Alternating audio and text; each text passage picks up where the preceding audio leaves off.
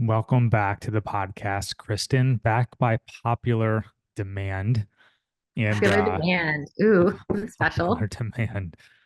This is a really special episode. Not gonna lie, a few people have actually asked for this. We were gonna do this anyways. This is gonna be part of like a little mini series of everything we just went through and continue to go through, which was, well, quite possibly the biggest thing you can ever go through is having a baby. And wow, what a journey it's been. What a journey it continues to be. Every day is different. We are learning something every day. And yeah, I created this podcast to be honest and open with my journey, and this is a huge part of it. And I think we have a lot to share, especially you, with everything that we've learned. If you want to tune in just to kind of listen to see what we went through, and or if you want some really, really good advice and really good details from Kristen and even myself, anybody's looking to go through this process or knowing somebody that's going to start going through this process, I think this is a great episode. So, Kristen, welcome back. Let's go ahead and get rolling. And let's go back to that day in, what was it, July that you found Right. out? Yeah, I think it's either July, I think it was July 9th. But first I want to preface that, I'm going to talk about my journey, my pregnancy journey and all that, but everyone's is different. Everyone's experience is different. Um, so take what I say with a large grain of salt and just know, like, don't compare yourself to others, because everyone's experience is different. Some people are going to love things and others are going to feel, a complete different way. So, with that said, yeah, so July 9th is when we got the double line on the pregnancy test. And it was, I don't want to say it was a surprise because I was really in tune with my body. So I had a feeling something was different. Um, and I know like the month prior, I was hoping we would get that double line because I was taking pregnancy tests kind of right when we said we were going to start trying. But this time I knew it felt different. Um, sorry, Dex is Yeah, we are doing drinking this lots of water. episode in the same house with doors open, dogs walking around, and a baby that's currently sleeping, and we hope stays that way. So we're I trying think to hurry this up. Dex just drank so much water. I was like, what are you doing? Then he just burped. So, Oh, oh geez. well. Um, but yeah, so I used the first the was it the first response pregnancy test, and it gets you a positive or a result within 6 days early. Um, but yeah, I took the test that morning because I just felt something was off. I was at the beach with my dad a few days prior, and I just had a feeling I had really intense breast pain. Um, and then I kept taking a test, took a test, wasn't positive. And I was like, I don't know. Then I was 12 days post ovulation, and took the test that morning, and I was like not expecting to see a positive result, and I was completely like the double line showed up immediately. Like, what? It's like we're used to taking tests now because of COVID, and seeing the double line and not really being excited about it. Seeing a double line with a pregnancy test was a whole nother thing. And I was so excited. It was like 6 or 7 a.m. I ran out of the bathroom, just woke you up and was like, oh my God, it's positive. What did we just do? No going back. Yeah, yeah. But it just opened up a whole other door of just, oh my gosh, what's going to happen from here? Because anything, I mean, it was so early. It was like 4 weeks, when you count from your last period, because you could technically count from your positive test, but you go all the way back to your last period for counting the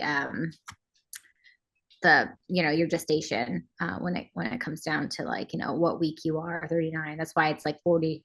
I don't know, because it's 40. It's like it's 40 weeks being pregnant, but you feel like you're pregnant for 10 months if you really think about it. But Mm, mm. And you um, said you were in tune with your body. Do you want to explain to people how you were in tune with your body and like the app that you were using?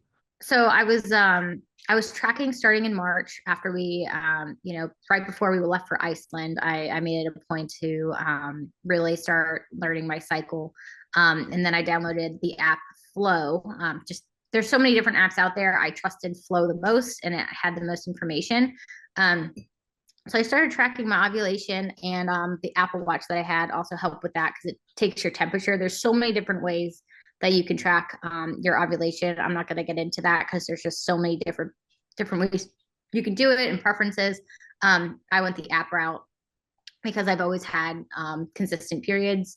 And then I got the Apple Watch that helps you track your temperature because your body temperature spikes when you are ovulating. So if you kind of get into a pattern and you really track your periods, then you can predict when you ovulate, and then that gives you a better shot at the window of conception. So that's what I did. And we really didn't, I would say, Ryan, try until after Italy because my rule was I do not get pregnant while we are before we go to Italy, so I could drink and eat as much meat, cheeses, and wine as possible while we were there. So when we got back, it was end of May, June timeframe, and we obviously went to Baltimore, and I think that's when the magic happened. So that was something I'll never forget. Just it was just a fun weekend altogether. My first time with you in Baltimore. You love the Orioles, so a lot of just good memories that weekend. But yeah, I used the Flow app consistently, and then I used it for the trying to conceive portion. And then I moved it over once I got the positive test to the pregnancy option. Other apps I did use was Maven. My company offers Maven, a Maven subscription paid for, which offers you also the conception side and the pregnancy and now the postpartum side of it. And I have access to physicians, lactation consultants, doctors, and all that through my company through the Maven app. And then I also used the What to Expect app when I got pregnant too. There's just so much information out there, and there's so many different sources. So, like I said, you can kind of download a couple and read them all if you're into just gathering information, and then it kind of helps guide you through the process along the way. Yeah, let's appreciate that. And I'll put all those in the show notes as well. So if people want to just click on it, download those apps, make it super easy for you so you don't have to go searching for it. But yeah, we got fortunate. I will fully admit we got fortunate. I know a lot of couples struggle. They struggle to get the whole double line, and we didn't necessarily struggle. It was one of those wow, that happened fast. And really exciting time for us. But that starts your first trimester. So if you want to get into the first trimester, what that was like for you, I know that is a nightmare for some women. They get a lot of sickness, a lot of that morning sickness. They feel terrible. So if you want to kind of talk about your experience and perhaps some tips as well. Yeah. And again, I'm not a doctor. I do not know medical terms at all. I'm just going to talk about how I felt and, you know, what was going through my mind, all of that. Because everyone's different, and I don't know all the, medical terms for certain things. So, yeah, first trimester, week 1 through 13. I will say that first, 6 to 8 weeks is, or even up through week 13 is stressful because you are so hyper aware of just um, the sense that a miscarriage could happen. It's very common that could occur. It's devastating because you get that double line and you're hoping you're going to make it past that stage. And so, you go through some tests, you get the double line, then you go in for, at 6, you can't go in until like 6 weeks, sometimes even 8 weeks. That's when they'll see you at first. So you can find out super early, but then you'll still have to wait, 2 weeks before you can get that first ultrasound done to see if there's a flutter, to see if there is that egg sac there. And then you are able to go in for a 10-week scan and all the genetic testing. So if I back up, if I remember correctly, Ryan, once I got the positive test in the first trimester, I was really excited. The lines were super dark. And again, Google can be your best friend or your worst nightmare. And I was Googling what does a dark line mean? Because I got super hyper focused and I hope this works. I hope this sticks. Is the line, still strong? And then I read something like, if the line is too dark, that could be a dye stealer because it took it from like the constant line, and the one that was the test line like disappeared, and the other line was like really dark. And I was like, oh, what does that mean? Oh, it's a dye stealer. What's a dye stealer? Dye stealer could mean like twins or something else. And And I called the physician's office, and they let me come in and get my levels tested. I believe it's the HCG levels, and my levels ended up being really high, which was a good thing. And then what they wanted to do is to come back the next day and see them double. And they didn't quite double, but they were still high enough where everything was fine, and the pregnancy was on track like that early on. So I went in. You came in with me for that first appointment to see that. I think, what was your reaction when you saw kind of like, you don't really know what you're looking at, and you don't have to feel bad about like, where is it? Where is it? What are you Yeah. looking at? But you get to kind of see the flicker, the heart flicker. That was a moment I'll never forget. It was literally just a little flicker on the screen. That's all it was. It was almost like a firefly in your stomach a little bit, and was definitely taken aback. Some tears started coming out a little bit. I've been waiting for that moment for a really I long think you time, fell and back in your chair. yeah, it just kind of hit me. I was like, oh my God, this is my child. We didn't know if it was a boy or girl at the time, so it was like, I can't believe I'm about to have a child. And obviously, as you mentioned, like you hope it just takes, hope it sticks, because miscarriages are a lot more common than I think people realize. And it's one of those things where we didn't really share with a lot of people. We shared with just our immediate family. It was more so excitement, also with the possibility if it didn't stick, we were going to have support. I thought that was really important. And a lot of people just don't tell anybody, and they wait for that day, like the magical, like this trimester, whatever, kind of be like the second trimester to say, okay, we're pregnant, blah blah blah. We were thinking about doing that, and then we're like, you know what? Let's just share it with our family. Let's celebrate with them, no matter what. Let's celebrate. Let's enjoy this. And if by any chance something did happen, we have their full support, Hmm. which would have been, God, super, super helpful. But thankfully, we didn't have to deal with that. But yeah, keep Yeah. going with your first trimester. Um, yeah. So things that I felt were, yeah, I didn't have any nausea. So those that find out they're pregnant because they can't stop throwing up, or the smell of something makes them sick, that didn't happen to me. I just had awful breast pain. It was like you could just graze the side of my breast, and I was in so much pain. Wearing bras hurt. Running was absolutely terrible. That was the beginning of it. It was very, very just terrible breast pain. The having the constant urination like really wasn't a thing until I started getting bigger, but I did have to pee more frequently. But I was also drinking a lot more water, because once I did find out that I was pregnant, I made just like I drew a line in the sand to say I'm doing XYZ every single day to make this like the healthiest pregnancy I could possibly make it. So I was really consistent with drinking water.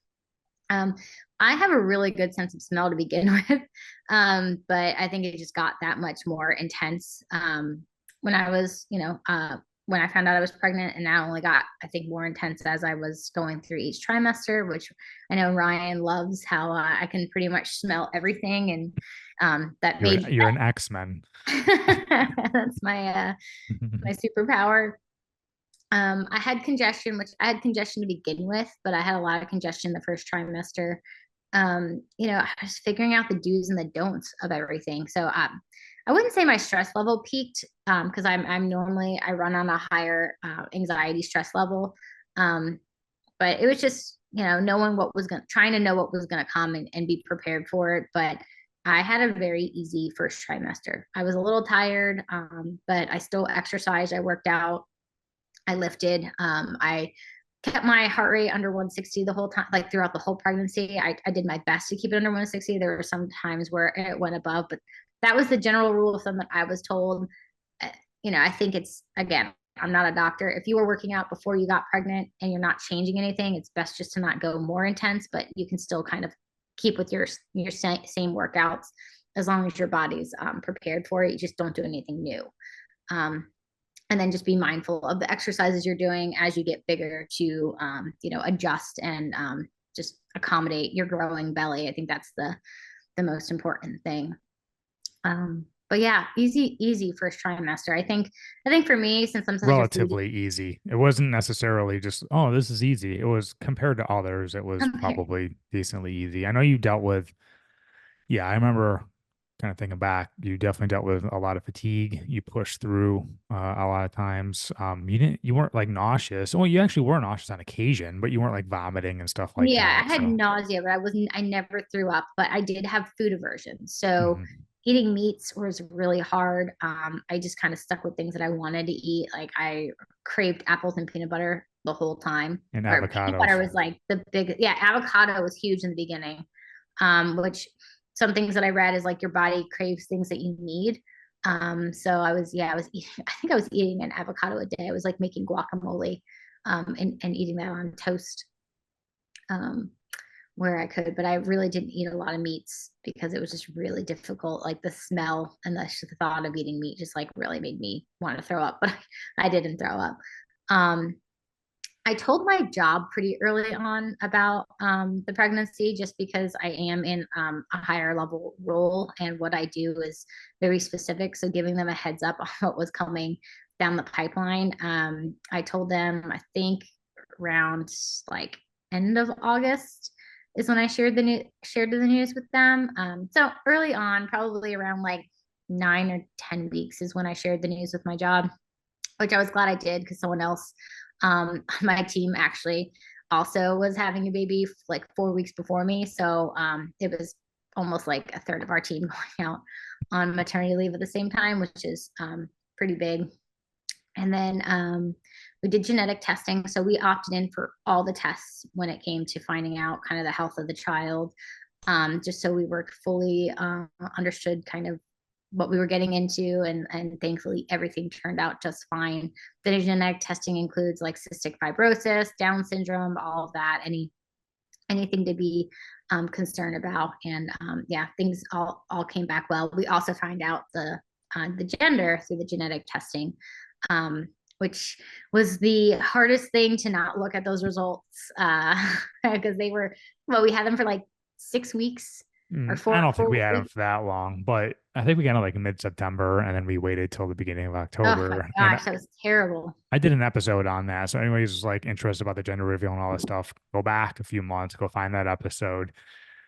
Spoiler alert, it's a boy. We we had a boy and he's been awesome ever since, but we'll get into that later. But yeah, we did the gender reveal, which was great. It was a little party. It wasn't anything crazy. We're not trying to go viral on social media or anything, but we put a smoke bomb in a pumpkin because it was October and it was really cool. It turned blue and it's a great time to celebrate with family and even more friends. And that was kind of like, yeah, that was a big announcement for everybody. We posted on social media that we're having a boy maybe like a week or two before, and then we did the whole gender reveal and everything. So we started to get really excited. We started, we were kind of like in the safety zone, and so we felt pretty secure in celebrating and sharing with everybody and stuff. And don't know if we're gonna Yeah, do this again. And we shared that we were expecting the week before, and then yeah. the reveal was after because we didn't. Yeah, we did. I thought I heard you say. I thought that we knew it was a boy before the gender reveal. Oh, no, no, no, no, no. We found out with everybody because you wanted to find out. And I think a lot of people find out and they celebrate with everybody else. So I was like, well, if I already know, it's not going to be a surprise. That kind of takes the fun out of Right. it. You wanted to So, find out with everybody, which was so hard for me to do when those results were just sitting in my inbox. Just, every appointment I go to, they're like, you don't want to know what it is yet, right? And I'm like, no. Like, do you know? I won't tell, I won't tell my husband now. I, that was a struggle to keep it a secret that long, but but it well was worth great. it. It was Well worth great. it. We were starting to have fun. Like I said, once you reach that milestone of being kind of in the safety zone, which is how many weeks, Kristen? Is it like 12 weeks or something like 13, 13 weeks? Then oh, you 12. Yeah. really Once you get to your second trimester. you can start to celebrate more. I'll give you a lot of credit since, I mean, you've always been healthy, but like, especially since you found out that you were pregnant, you were just focused dead on. I want to do everything possible for this child to thrive and not just survive, but thrive. And even you wanted to continue to thrive and be as healthy as possible throughout those 9 months. And, Yeah. I congratulations to was doing that. I was really like particular with what I ate. I didn't have any crazy cravings where I was sitting down eating a tub of ice cream or something. Like I don't know who does it. Okay, everyone's different. But I was very hyper aware of the weight gain because I am a small frame, and I didn't want to put myself in a position to where I'm trying to lose extra weight post pregnancy. Um, which I'm thanking myself for that now because I gained the recommended 15 to 35 pounds. I gained 33 pounds when I was pregnant, which I half the most of that has already come off because it came off with the delivery. And I'm really glad that I don't have that much more work to do. And we'll get to like, after the pregnancy in general, and we'll talk more about that. But um, I was very aware I was putting in my body because of what was giving nutrients to the baby, but also myself, because you can get super depleted. And I had to work. I wanted to still exercise. Um, I didn't want to put anything at risk. So that I think that stressed me out the most. But it was interesting with how high anxious I typically am. I was fairly relaxed, I would say, throughout the pregnancy when it came to like health stuff and just being anxious about being pregnant. I kind of just knew I was doing what I should do. And I talked to a doctor whenever I kind of started to get, have questions. I always went to a doctor's appointment with my questions so that I covered what I need to cover. Hmm.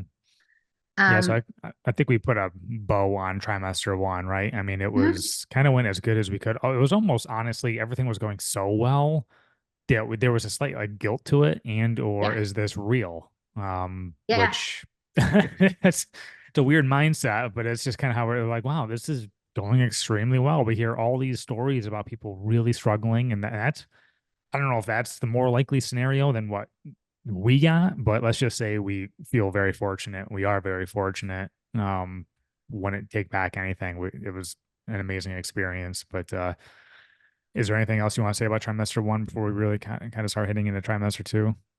No, no. Like everyone's going to be different. So, some people are going to have the nausea, some people aren't. But yeah, as I hit into trimester two, same food cravings, really just apples, peanut butter. I ate a lot of salads. I just was craving like fresh things. Still. I was upset that I couldn't eat certain foods. So like we went to Banff. We traveled to Banff while we were in the second trimester in October.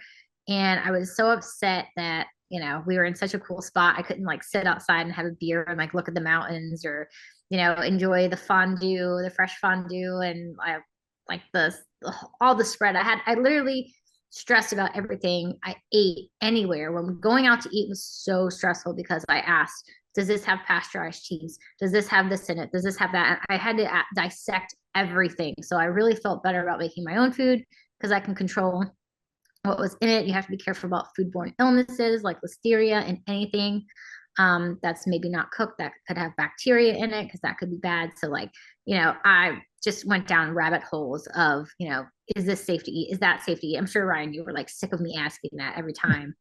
I Um, appreciated the thought behind it. You were definitely a little over particular, in my opinion, but I appreciate it. It's about your health and the health of our child. I'm never going to complain about that. And I know sushi is our favorite food to get. No more sushi. Cannot do sushi. And then we love meat and steak. And you go to Banff, stuff like that. You got the bison, you got the elk, all that stuff. You have to get it all cooked through, all like cooked well all the done. way through, and I like do not. I like more of a rare, medium rare. I'm definitely like an adventurous eater, and I felt like I had like such restraint on what I could and couldn't eat. I couldn't try new things. I mean, even Ryan, when we went to that tea, because I got a cold in Banff, and when you're pregnant, you can't take certain cold medicines. So I was miserable. I mean, we had a fabulous time, but that cold I had stressed me out. And so we were walking over to a tea shop, and I was like, I just want something to kind of like clear my passages and just like maybe some peppermint tea or ginger something. I just felt terrible. And we're in this like boutique tea shop, and it's got all these teas everywhere, like beautiful, awesome aromas. And I'm dissecting the ingredients and all the tea is like, oh, this has licorice root, this has this has that, and you can't have certain herbs pregnant. And I just remember I ended up getting a peppermint tea, and I walked out and I was just like crying because I was like, I can't. I'm stressing out about like what down to the level of tea to drink right now because I don't want to do anything that's going to put me at risk. And I'd say like that's the biggest thing that I should have probably talked to somebody about and like a therapist or get on a routine to talk to someone about that worry. Because at the end of the day, I don't like to like make myself feel better by saying people do a lot worse.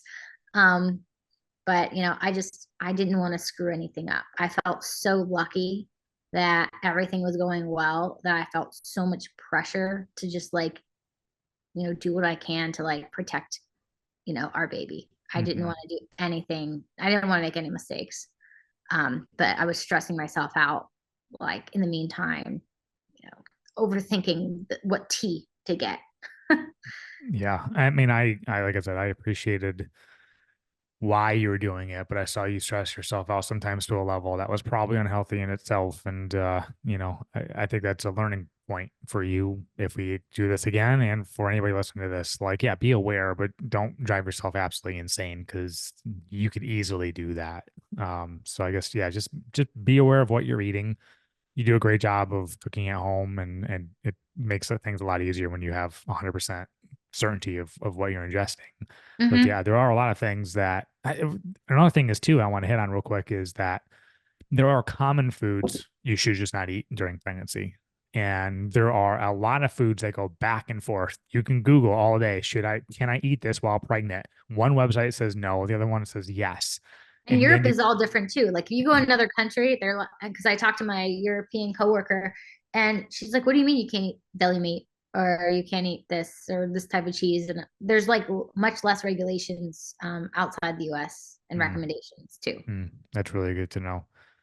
And so hitting on the second trimester, how were you starting to feel? And a few things that come to my mind is I think that's kind of when you started to pee like all the freaking time is like the second trimester and you constantly sleeping on your side as well. I think that's a good tip or advice. Maybe that's commonly known, but I didn't really know that. And I can't imagine having to sleep on my same side every day for months.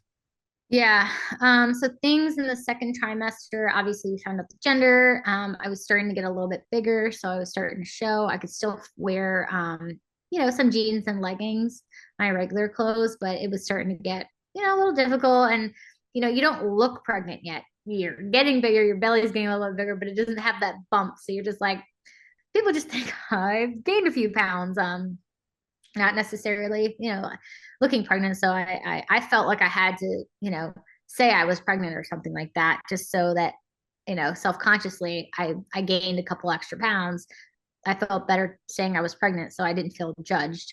Let's hit Um, on Kristen real quick. Let's hit on that for just a moment. Not necessarily just you and your feelings, but like any woman like listen to this going through the pregnancy and the body changes. Is there any advice you would give them? Because I can only imagine how hard that is, just knowing that you're getting larger. Like you said, not everyone knows your story that you're pregnant. People just think you're gaining weight, your clothes don't fit. I can imagine the mental gymnastics that you have to go through every day. Just knowing that, and you're gradually gaining more and more and more and more weight for months. So, any tips or advice for somebody that's dealing with that? if I could like hit this home and like if I could go back in time and drill this into my brain, it's just appreciate what your body is doing. Because I look at that baby that we have, our beautiful boy, and that is what my body was doing. And I didn't appreciate that or give myself the grace to know like your body's going to change, and that's why your body's doing something amazing. It's creating a healthy environment for your little one to grow. If I could go back to that and tell myself and make myself truly understand that, I think my whole perspective and self like feeling self-conscious would have gone out the complete window, because I would have been like, screw that. Like I'm amazing right now. I'm growing my child. So Yeah, it is. I wish that. It's an amazing thing. And as a husband or just a partner in this whole scenario, there's definitely moments of helplessness. Like try to keep up the encouragement, try to, yeah, you can do this, and yeah, you look great, and Well, I see you exercising and being fit and looking great, and like here I am, like I'm trying to keep up with you, and I'm gaining weight and like just feeling. You feel terrible because you're tired, and then you're just kind of like you're stuck because you're like, I want to do more, but I got to be careful because I'm protecting this life that I'm trying to grow. And so it's just it's mentally hard when you want to look a certain way, and then you have social media where you have people who are like, you know along the same path as you, and they're like, I'm 20 weeks and they barely have a bump, but you're like, it's you can compare yourself all day to people, and you really just, you shouldn't. And like, that's just, I think if anyone listening to this is, don't compare yourself to others. It is the Mhm. worst thing you can do when you're pregnant. Get Yeah, advice, not like even talk just to people pregnant. about it. Yeah, in general, even post pregnancy, don't compare yourself, because Mhm. your body's just gonna do what it needs to do to protect the life that you're, growing. So yeah, it's the worst thing you could do to yourself, and you don't, no one deserves that. But So to your credit, you also ran a 5K, the turkey trot. You got me to do a race I've never done before. And so we were what, probably literally right in the middle of the pregnancy, right? Probably right in the mhm. middle of the second trimester. You ran Yeah, the turkey trot. And I know you definitely had a baby bump. And there's no question people I saw did. that. Yeah. You inspired people. I got messages. Seriously, I got messages. I don't know if you know this, like, wow, your wife's a warrior. I couldn't even move. I could barely walk at that time. It was super uncomfortable, let alone run a 5K. So you were out there still doing it. So I mean, Yeah, and I that's felt like I could have inspiration. run faster, but I was keeping to the, I'm not going to overdo it. I'm just going to do what, I'm just gonna move. I'm not gonna, try to race anybody. So that's mentally hard when you're ready to push yourself even further. I mean, races are so tough because you want to always be, I wanted to, when I told you, because you were hanging back with me, and I was like, don't stay with me, just go. I know you can go faster than that. So I still ran with 10-minute pace, but that still to me was just, I wish I could have, it was a race. I wish I could have gone a little bit faster. We have next year, and just think how much sweeter it's going to be when you run the turkey trot next year. You kill With a it stroller. with or without a stroller. Shit, I can push them, and then so you can go run your race. It doesn't matter to Yeah. me. Yeah, I want you to. I know you're struggling because you got to catch back up with your body. You got to work out again. You got to start from scratch. You got to start from somewhere. Just imagine that road back. And when you get there, it's gonna be so much sweeter when you run that next turkey trot. You'd be like, wow, I was pregnant this time last year. I Yeah. had a baby and now I'm killing all these people. I'm just blowing by these people. I know you're gonna do that. So And it's all about being patient, and I'm really trying to be good with that. Again, don't worry about your body like, adapt when your body changes, but buy clothes that you're going to be comfortable in. You don't need to just buy maternity clothes. I bought an upper size in Old Navy, and CRZ yoga. I don't know if that's how you say it. But I just bought some yoga pants that were just like one size up, and then I wore those as I started to get bigger. And I was just the high waisted, super high waisted leggings. I was pregnant from August, like, or July through March, so I was in the colder months, so I was able to wear more leggings. Um, and I just wore bigger sweatshirts, which I lived in one of your sweatshirts for the longest time. it helped it Um, within the winter too. So we were in the holiday season for the second trimester and then went yeah, into the winter. but I didn't, do your research. I mean, if you want to invest in maternity clothes, do it. I just didn't buy, I bought, I think, 3 pairs of maternity leggings that were not that expensive. And then I purchased, you got me a tank top. But I Mhm. didn't, I didn't buy I didn't buy maternity clothes. I bought a couple dresses because I will say I'm not a fan of the ruched like sides and dresses, but it does, when you do start to get bigger, it does flatter you a lot more. So Old Navy, I shopped at Old Navy for a dress, and then I just some Amazon stuff, which is easy to just try on return. Um, and then Pink Blush Maternity, I also shopped around. But once you Google something and you're on Instagram, you're going to start getting ads for everything. So just beware once you start looking. And once social media or Instagram, all those accounts know you're pregnant, you're going to start getting Hmm. ads for so many different clothing lines, They and you think can I'm buy. pregnant at this point. Yeah, yeah. I'm sure you were getting Oh like yeah. Oh influx yeah. of things. Yeah. So Do me a yeah, favor. Can you hit on the pillow? Because I know you went through a few pillows to find the one that worked for you. yeah, so I'm a back sleeper and a stomach sleeper, and you can't do any of that when you're pregnant. So after you get like basically this, what I stopped sleeping on my back at like 16 weeks. There's a certain period of time where you shouldn't sleep on your back anymore. I talked to your doctor about that because I don't know. I'm not going to make any recommendations, but I started probably earlier not sleeping on my back so I could get used to it. And the reason why you don't want to sleep on your back is because of the weight of your uterus is getting larger, the baby, and it puts pressure on, I think, a vein and blood flow that leads to you and the baby, so it could cut off and strain, certain blood flow to and oxygen to you and the baby. So, talk to your provider about that if you have questions. So they recommend that you sleep on your left side. You can sleep on either side, I think, but they recommend the left because it's just the better side to sleep on. I'm not, again, not a doctor. Don't really know why. I think it's easier on your organs if you sleep on your left side. So that was hard for me to do. I tried a long body pillow. I tried like the C curve pillows. They were just irritating my, like, I'd have like a pain in my ear, or I just like, it was just so bulky in bed. So it's like, I mean, between you, me, and then we have our dog Nova that sleeps with us. It was hard to fit a big body pillow in the bed. So I ended up finding one where you basically sleep between it and it wedges you. It's very small, but it kind of goes right at your belly and your back. And it's just a two double pillow, and then it's like a wedge. And Ryan, when we can put the name of it and you can put it in the notes. Hmm. Um, but you can get it off Amazon. Honestly, I got it from an ad.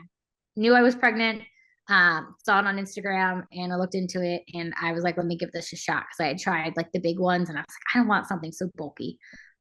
You could probably even just use a pillow, like a regular pillow, and like wedge yourself.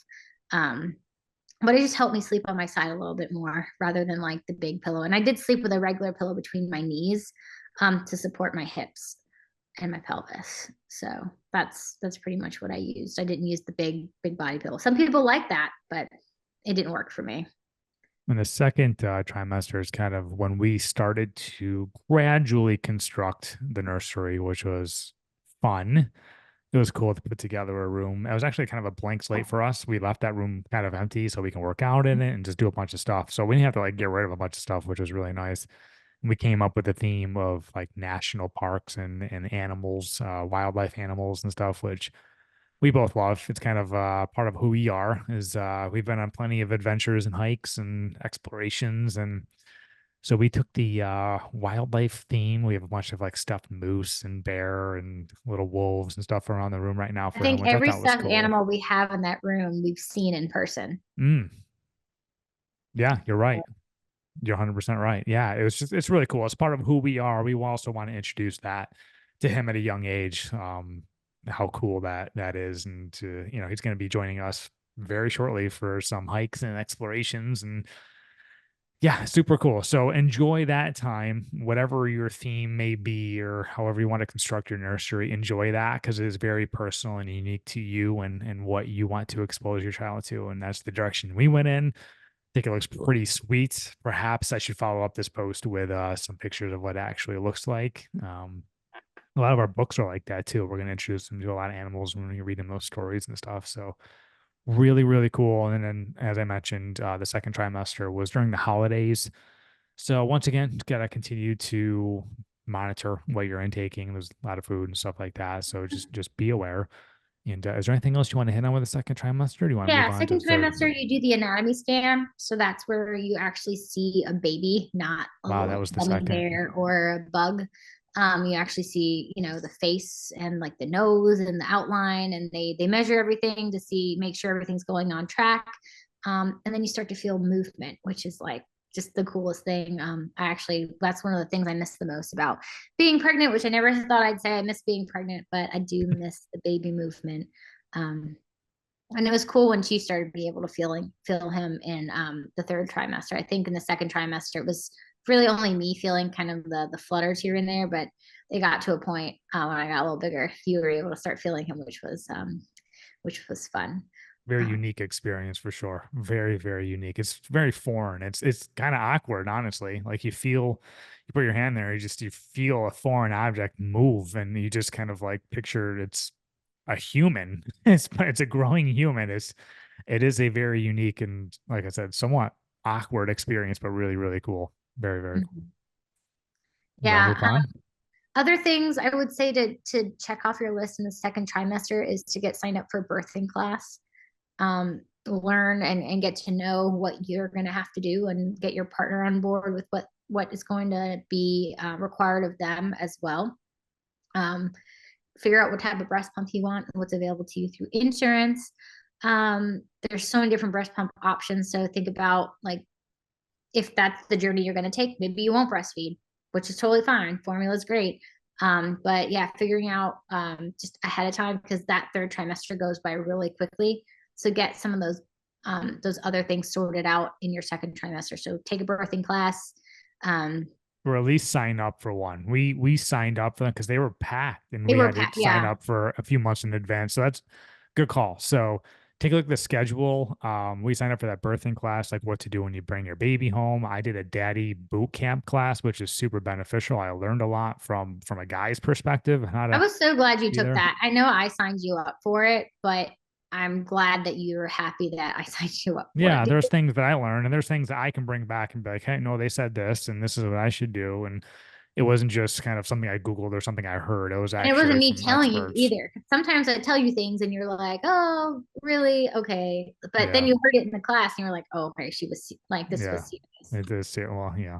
But yeah, so we signed up for those in the second trimester, but took them in the third trimester. And you want to give yourself a little bit of padding just in case you deliver a little early. So we did that about 2 months before delivery. So yeah, like I said, those classes were booked. So we had to book in advance. So We that's a booked them good through the call. hospital that I was delivering at. So check with the place that you're going to be delivering to see if they offer because knowing I guess we could have gone either way, but knowing what our hospital and what our midwives and nurses were going to be doing got us prepared, right? Because we knew that you know the nursing staff was going to be coming in every hour or every 30 minutes. You know, we knew that it was going to be like a constant revolving door because that's how the hospital works. And between like when things turn from regular on time delivery to potential C-section or like we knew what was going to go on because we took a birthing class specific to the hospital that we were having the baby at.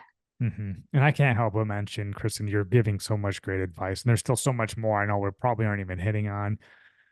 So if anybody has these questions, I know a lot of people do, please feel free to reach out to me and or you, just ask questions. We're here to help. We literally just did this and we learned so much going through this. For as much as your friends or family might tell you or give you advice, you're going to learn things on your own that you were unaware of. No one told you. Like Kristen, like you said, everyone's journey is a little different. But if we can be there to help, whether it's an app, whether it's certain clothes, the pillows, all that kind of stuff that you were using, please just feel free to reach out and we're here to help you. Yeah. But were you ready to move on to the third trimester? Yeah. Things get Yeah. real. Things get real. Things get real quick. The biggest thing for the third trimester is you are bigger, you are more fragile. And you pee every 5 minutes. You do. That's what got so hard with running was like I would have to run loops around the neighborhood because it took a 5 minute loop, but every 5 minutes I had to pee. So I would do one quick loop that was like a half mile pee. And and then it got really difficult with running because I just had so much pelvic and pressure around ligament pain. Even walking got difficult. So I elliptical. Once I stopped running, I stopped trying to be a hero. I was going to the chiropractor, so the chiropractor was really beneficial for my hips. Um, but yeah, I had to say goodbye to running because at what point was I just miserable and what was I trying to prove? So elliptical was great because it wasn't. You did a Stairmaster too, right? Just Yeah, anything I kind of did do this. more easy on Yeah, your joints. yeah, the stairmaster I And did as well. lift. You can lift. Yeah, I We were still told, lifted. yeah, yeah. Yep, I did deadlifts and overhead stuff. You don't really want to do core or anything like on your back anymore. But I did try to do some like as much strengthening exercises as I could. I was really aware of not straining my abdomen because I didn't want to pull apart my abs and get diastasis, which no matter what you do, you get that ab separation because you're growing a baby. And so it's just the level of that ab separation is what you want to be mindful of because you don't want to get any coning, which again, not a medical professional, just things that I looked into. And I followed a group called Mama Stay Fit. And they really were helpful in like what exercises to do and what to stay away from. So it could prevent any type of like coning or that made your diastasis worse. And I mean, something, listen to your body, get those fetal kit counts. Your provider will talk to you about that. I did fall in the third trimester, which was probably our biggest scare. It was like 10 o'clock at night and we were walking the dogs and I did fall. And I guess had enough in my mind to fall on my side. I didn't fall on my belly. But I did really hurt my shoulder. Um, you know, ran back into the house and called the teledoc and talked to them about my symptoms. Everything seemed fine, but I think, agonized over falling for like 2 hours after that. So it was like midnight and I was up and I was a nervous wreck because I was like, something could be wrong. What did I do? And so, for peace of mind, I called our 24-hour nurse line at my provider's office and they had me go to the hospital. So I went to the hospital, got 4 hours of scans done and just monitoring, baby monitoring, just to make sure and have peace of mind that everything was okay. I know, Ryan, that wasn't your favorite thing to do at 2 o'clock in the morning, but I think just having peace of mind, just don't second guess yourself. Just that is what the 24-hour line is for. Don't, if you fall, if something doesn't feel right, if you're not getting enough movement, just call and get advice and go. Just go. If you can afford to go to the hospital or use your insurance to get get something done, please do it, because that, for me, that gave me more peace of mind and to know that the baby's okay.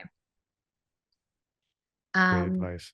and then, as we got later on, again, more uncomfortable having to pee. I mean, get your sleep as much as you can in the first trimester because you will not sleep through the night at all once you start having to pee through the night. And then when you have the baby, you're not sleeping through the night. So use your first trimester to try to get as much sleep as you can to sleep through the night because you won't do that anymore. I miss that. I miss getting a full night's sleep because I'm a heavy sleeper and now I'm not. Um, so between the lack of sleep, just try to get your rest where you can. Um, what else, Ryan? I feel like I'm going mom brain here because I just went off on a tangent about sleep and now that's all I can think No, about. there's a few more things we're gonna hit on. I'll hit on something is I thought it was a lot of fun was the baby shower. Anybody's who contemplating or debating the baby shower. I know you were debating it. I was like, no, we're gonna celebrate. I We're don't gonna like celebrate I don't like you. attention and I don't like part like that type of attention. So Well, I was like, you know what? This may or may not be the only time we ever get a chance to do this and celebrate this with friends and family. And I'm glad we did that. It was a wonderful experience. We had a great time.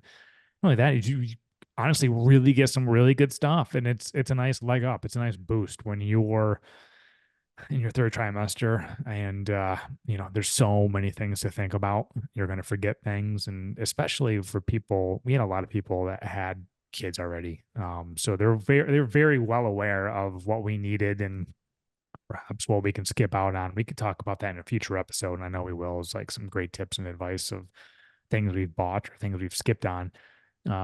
The baby shower I thought was a great time. It was, like I said, it was a celebration with everybody. Everyone was really happy for us, and honestly, it was a really good opportunity to get some things that we asked for and some things we didn't ask for that were super useful. So, highly recommend that if you can do it.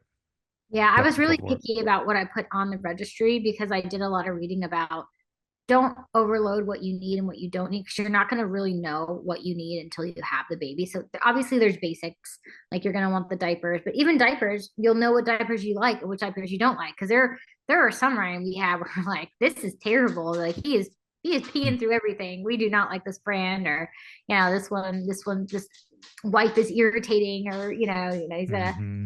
sensitive little butt. But, yeah, between like the onesies and getting clothing hand-me-downs, like my sister has a 2-year-old son, and so I have all of his clothes, and he was born in February, so the sizing all kind of works out as far as it being like newborn, which is like in the colder months, and then now springtime's at 3 to 6, 0 to 3 is kind of warmer, so it's nice to have that available to them. There's a bunch of nice consignment shops. If you're not looking at spending a ton of money on clothes, there's some nice consignment shops that you can go in and buy secondhand clothes because these kids wear things once and they grow out of it.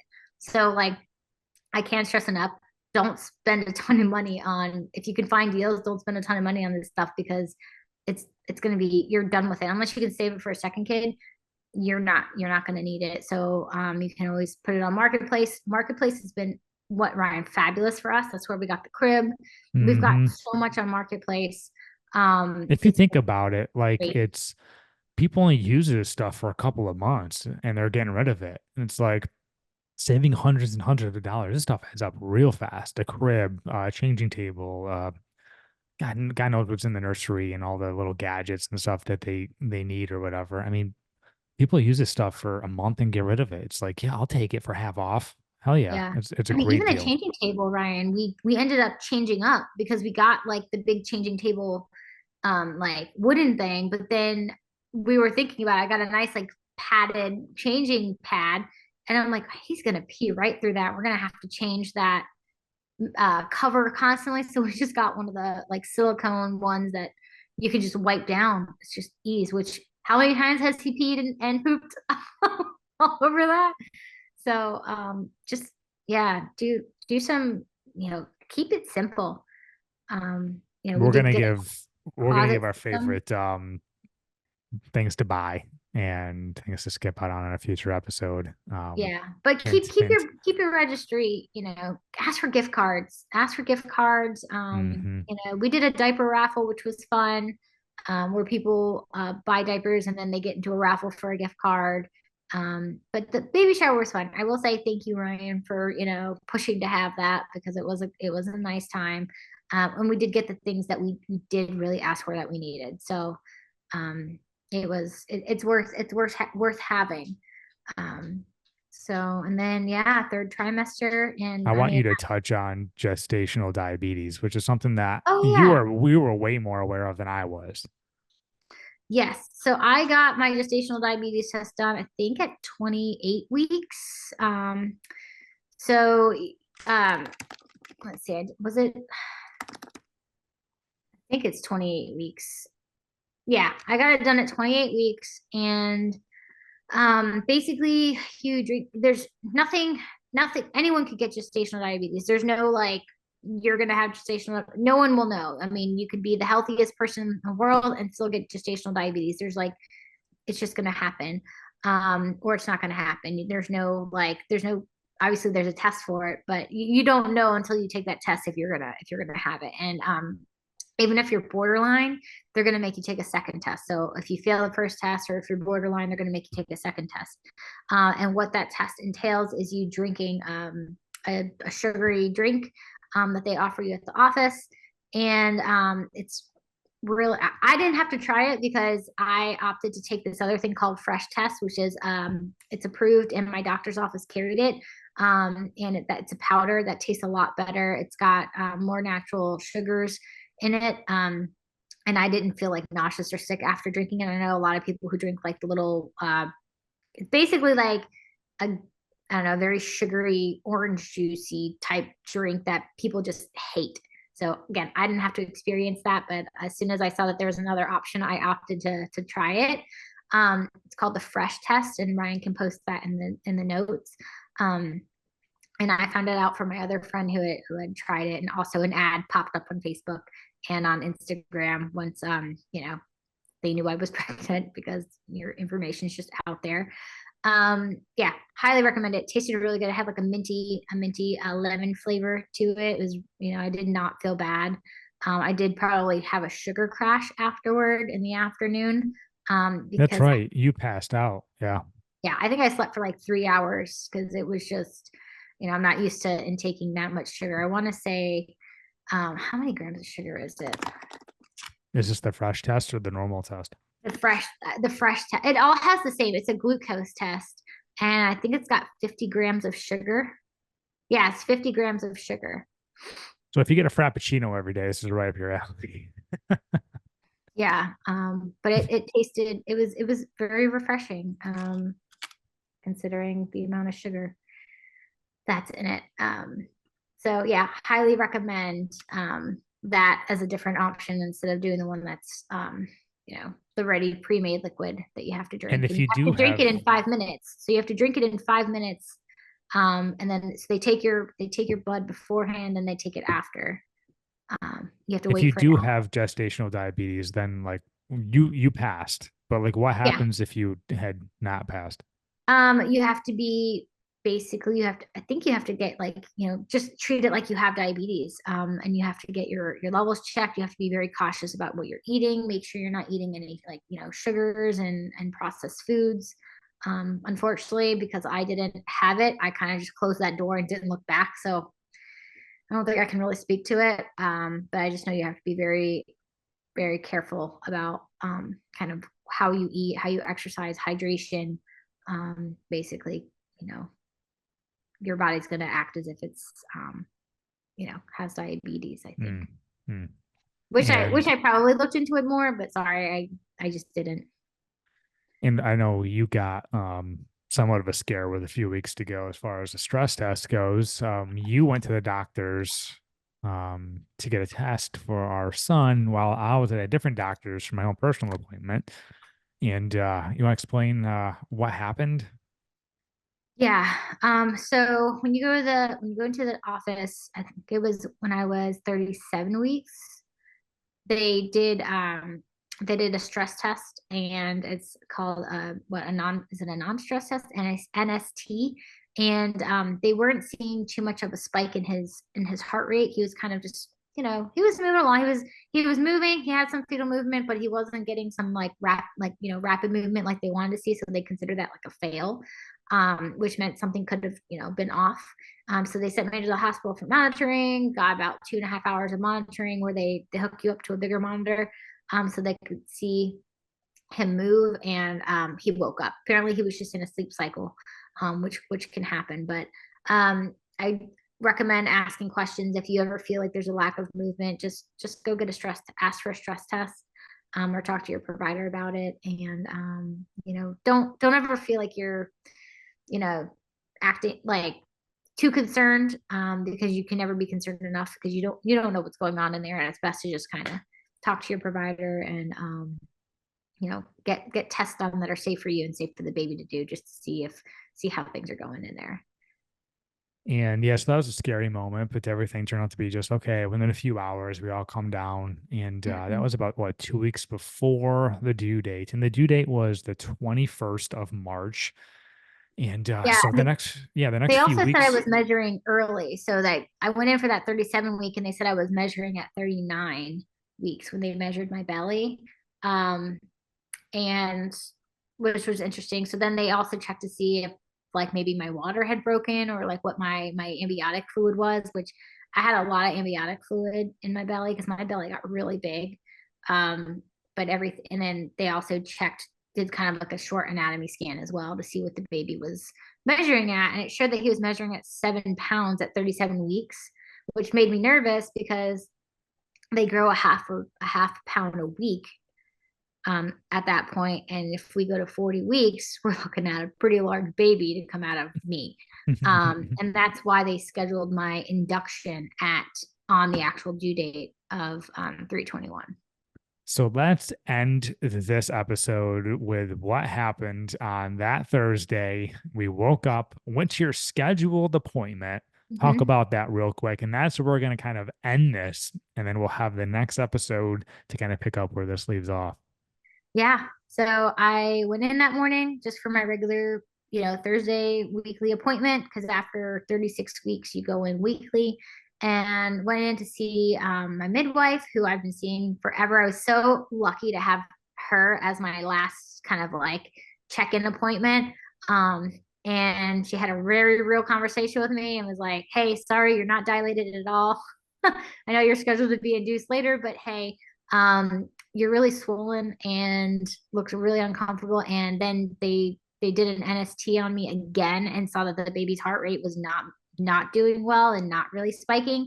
So they sent me off to start the process that morning, and it was about 12 hours sooner than I had anticipated. So I called Ryan up and I said, "Hey, I'm not coming home." No, I was right. I was with you. Do you You were remember? with you can Oh I yeah, was, you did come in. That's yeah, right. come You on. were I there. want to let you go by yourself. Wait, that was the first, the 37 week you weren't there. But yeah, Hmm. that one you were there. And I knew the thing is, when we left the house that morning, I was like, "Is your bag in the car? Maybe we should put the bags in the Yeah, car." you know what? Hold on a second. I want to hit on that real quick too. I was taught during that dad boot camp class, and I'm sure you were taught too. You got to pack your bag with everything that you need like a few weeks in advance. Just leave it in your car because you don't know when this instance could pop up that you're not coming home and you are at the hospital for a few days. So that's also another piece of advice I don't want to skip over is have that bag in your car, which I think I took out, right? Did I He take took that it out out? the night before. He took it out, and then when we were leaving, I was like, "Are you So sure you don't want stupid. to put the bags in the car?" And I think we put mine in the car. Yeah, you had yours and I took mine out. And then what ultimately ended up happening was like, yeah, you're going to the hospital now. I was like, okay. Well, we have three dogs. So it was kind of like, fortunately, your sister showed up at that appointment and took you right to the hospital. I He said, was just listen, I skulking will. around. Yeah, I was like, I'll go home because there was no sense of urgency. It was kind of like, let's just Yeah, check in, and let's, get you in your room and all that stuff. So I said, all right, let me run home. Let me take care of the dogs. I'll grab what I need to grab. I brought you some snacks, all that other kind of stuff too, or whatever. And then what, 2 o'clock? I think about 2 o'clock, I came back, and that's where kind of like the next journey, the next chapter yeah, starts. yeah. My sister, to her credit, was amazing. She just had some intuition, and she was like, "I'm just gonna see how her appointment went and be nearby." And she was well. We got back into the car, and she was parked next to my Yeah, car, right there. Yep. and she was. I was like, Who's this lady honking at us?" That was a blessing because yeah, she took you to the hospital. I said, "All right, I'll take care of the fur kids at home, and I'll see you in a couple hours." And wow, we were in for the next few days. That's for sure. We had Yeah, no idea what we're in store for. we didn't. Um, It got but real, really. let's end kind of like that chapter right there. Let's recap real quick. But first, I kind of wanted to say, I know we've kind of skipped over it. I don't think we've even announced the name yet for people that are listening to this. Like, what's he kept saying son and child. Like, what's your kid's name? We named our son Brooks and middle name Camden, and there's a little story behind that. So that great weekend that we said very back in the beginning of this episode that we went to Baltimore was a very magical weekend. That's we assume that's obviously where he was conceived, and No, pretty well. yeah, What I was tracking. and so it's a name that I know I had liked for quite some time because he's a legend for the Orioles, Brooks Robinson.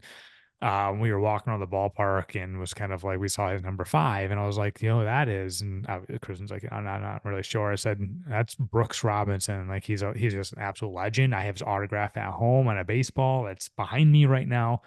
And she's like, I like that name. And I was like, I really like that name too. And we knew our kid's name like the day that he was conceived, which is kind of wild to think about. And it could have been either gender if you think about it. We definitely Mhm. could have done Brooks for a female as well. But we knew if we had a boy, we are gonna name him Brooks, and the middle name Camden. I think I kind of it wasn't a battle, but I think I kind of won that. I won that knowing that Camden Yards is a very special place for him. Now it's a very special place for us, and I am really excited to bring him back this season for a game. So I don't think he has a choice but to be an Orioles fan with the name Brooks Camden. We love the name. We've heard a lot of great compliments about the name and everything. And yeah, just I'm thrilled. Spoiler alert again, he's super healthy. What a great kid. But we have Cute. more coming on more podcast we're gonna do about the delivery. I won't give too much away, but it was pretty much a full labor that turned into a C-section. So we Yeah. learned a lot through that entire process. Wow, did we learn a lot? And then since then, we've been parents, and wow, we are learning a lot there. Not just as far as parenting goes, but things that we've bought that have been invaluable. Things that we have skipped on that we didn't really need. Yeah. All the clothes, all that kind of stuff. We have so much great information. Whether you're going to go through this or know someone that's going to, it's going to be super helpful for you. And like I said, if you just want to be listening as part of this journey that we've been on, because you've been listening to my podcast, and I'm happy to bring you along for that.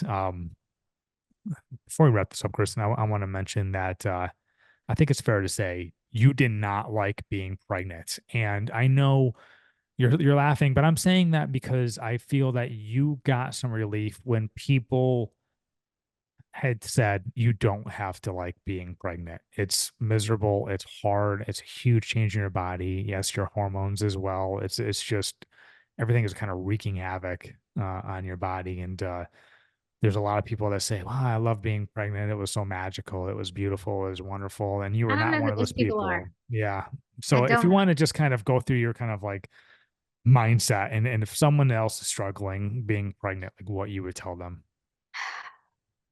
I was grateful I was pregnant. I was grateful I was healthy. I think you can be grateful, but not like it at the same time. And I had to convince myself that that was okay because there's a lot of guilt when you kind of just see how people struggle. And it's like, you want to be grateful that everything's okay. You can still be grateful, but not like what's happening, not like what you have to go through. And it's kind of just one of those things like you just gotta do it. You just have to like suck it up, and you're doing this because you're creating another life. Which is again what I said in the beginning is you want to give yourself credit for what your body's doing. And I think if I would have thought about pregnancy that way, whereas I am doing something amazing right now, not oh, I have to sleep on my side or I can't eat this. It's like I'm not eating this because my body is doing something amazing right now. And I think that's something I should have practiced more in mindset so that I had a more positive outlook on pregnancy. I didn't have to like it, and I'm still fine not liking it. And I was fully fine admitting I didn't like being pregnant, but I can still acknowledge what my body did. And I think what's valuable about this episode and our future episodes is I think there's a lot unspoken um, from women, men and women, but specifically women in this situation about the pregnancy, the struggles. A lot of people keep it internal. They don't really talk about it. And I know you've kind of talked about some stuff, which I feel like is going to make a lot of people better. So the more people bring stuff like this to light, I think it's going to make everyone feel a lot better. I know you felt wonderful when you were talking to somebody like, oh, that's me too. I felt that way too, and stuff like that. It just made you didn't feel as isolated, and you felt like it was relatable to other people and you weren't the only one going through that. So I feel like that's a nice little benefit of this podcast and our future podcast that you're not the only one going through this stuff. And there's a lot of people that feel the same way you do. And as you mentioned, everyone's pregnancy is different. Everyone's going to feel differently. Just don't feel bad about the way that you feel. It's quite the journey. I'm saying this as a man who did not really go through the whole process like you did. But I tried to support you the best way that I could. Most of the time was really good about it. Sometimes it was stressful. Sometimes it was frustrating. Sometimes I didn't just pick up what you were putting down when you're going through those hormones and all the changes in your body and stuff. But yeah, it's one of those things. As a man, I can just say try to be there to support your partner the best that you possibly can. They're going through things with their body that you can't begin to fathom. Obviously, I'm never going to experience something like that, but I have a huge appreciation for you, even more, Kristen, for going through all of that. And not just going through that, you did everything you possibly could to make sure our son was healthy. So I could not be more appreciative than that. And then, one day our son is going to listen to this talking about him and the process that how he was created and how we feel about him. And just want to say that we both love him like crazy. And something that we got to get better at, which I thought was pretty cool, is that we created him an email address in the third trimester, so we can send him emails, we can send him pictures, what we were doing, who met him today, and like pictures of himself in the nursery and how we were feeling. And I would definitely recommend that is creating an email address and kind of like storing like a memory bank. So, and one day we'll give him the keys to that email address. He'll open it up and he'll start seeing a bunch of letters and stuff from that from like that from us, which I think is pretty cool. But Yeah. And oh, one more thing before I forget is take pictures. Something I was not great at because I did not like what my body looked like. But take photos and capture special moments when you are pregnant because you'll look back at those and you'll be like, wow, again, my body did something so amazing. And you want to have, even if you don't show them to anybody, have them for yourself. I didn't do maternity photos, but we do have a couple nice photos that we have, like me and my dog Dex. and then some from the baby shower, and some from Banff, Hmm. and some from like going out to for a Christmas party, my birthday, like take photos during the journey because you're gonna want to look back on those. Um, and I thank you, Ryan, for kind of pushing me along on that because I'm not always one to want to be in front of the camera. So Well, I try, and thank you for this episode. Very, very meaningful. And thank you for everybody listening to this episode. This episode probably means more to me than all the rest of them, and they all mean a lot. So this is a super special episode. Thank you all for listening. We have more coming your way. As far as the delivery, those crazy few days, they were really crazy. Kristen, you got more stories about that. And then everything since. It's been a wild ride. It's been amazing. And we can now call ourselves mom and dad for the rest of our lives. It's pretty nuts to think about. Yes, we have a human in the house now. And speaking of, we got away with over an hour, him not crying. I think we're pushing our luck. So we're going to wrap yeah. this up right now.